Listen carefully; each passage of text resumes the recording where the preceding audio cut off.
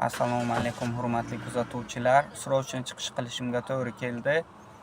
YPX tashkilotidan noroziligimni bildirmoqchiman.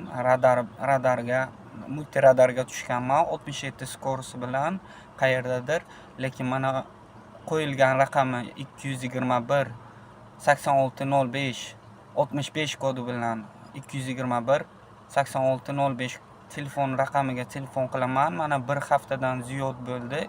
Lekin go'shakni hech kim ko'tarmaydi.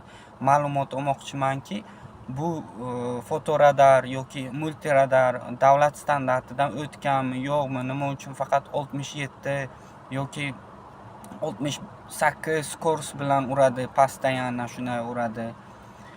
Ma'lumot olmoqchi bo'laman. Har doim telefon qilaman, go'shakni hech kim ko'tarmaydi. Ushbu tashkilotlardan noroziligimni bildirmoqchiman va taklif bermoqchiman Senat Qonunchilik palatasi spikeriga radarlar, fotoradarlar, video radarlarni tadbirkorlik subyektidan olib tashlashni taklif kiritishlaringizni iltimos qilib qolaman.